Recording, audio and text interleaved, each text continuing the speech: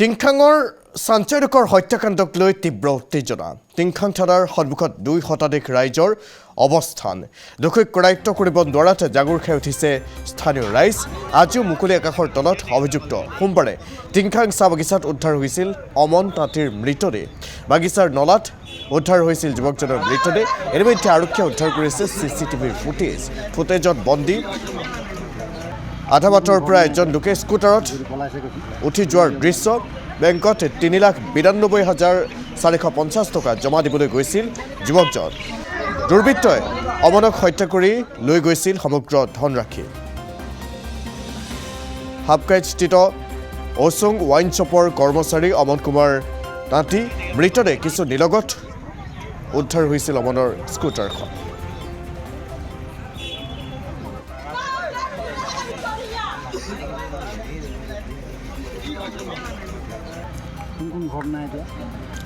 টিংখাঙত তীব্ৰ উত্তেজনাৰ সৃষ্টি হৈছে। টিংখাঙৰ চাঞ্চল্যকৰ হত্যাকাণ্ডক লৈ তীব্ৰ উত্তেজনা। টিংখাং থানাৰ সন্মুখত 2 শতাধিক ৰাইজৰ অৱস্থান কাৰ্যসূচী আৰু দোষীক কৰায়ত্ব কৰিব নোৱাৰাত জাঙুৰ খাই উঠিছে স্থানীয় লোকসকল। আমি চিচিটিভিৰ ভিজুৱেলটো আপোনালোকক দেখুৱাইছোঁ। আনফালে প্ৰতিবাদী কাৰ্যসূচীৰ দৃশ্যাংশ। আজিও মুকলি আকাশৰ তলত অভিযুক্ত। যোৱাকালি প্ৰায় 2টামান বজাত যোৱাকালিত ডিব্ৰুগড় জিলাৰ টিংখং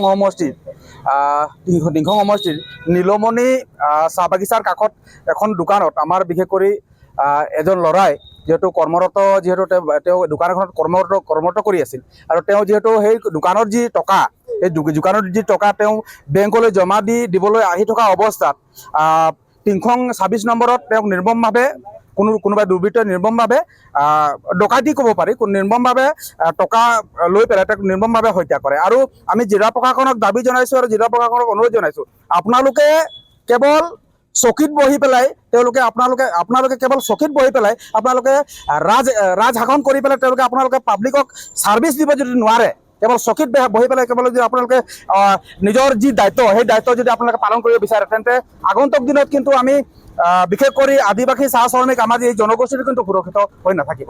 আমি আপোনালোকক অনুৰোধ জনাইছোঁ, কাৰণ বিগত সময়ত আমি দেখি আহিছোঁ যে কোনো ধৰণৰ বিশেষ কৰি আমাৰ যিহেতু কোনো ধৰণৰ নিৰাপত্তা নাই। আদিবাসী চাহ শ্ৰমিক আমাৰ যুৱক যুৱতীসকলৰ কোনো ধৰণৰ নিৰাপত্তা নাই। আজি যিহেতু যোৱাকালি পুনৰবাৰ আৰু টিংখং সমষ্টিত ইমান ডাঙৰ ঘটনা ঘটিবলগীয়া হ'ল। এই আমি জিলা প্ৰশাসনকো ধিক্কাৰ জনাইছোঁ। অতি শীঘ্ৰে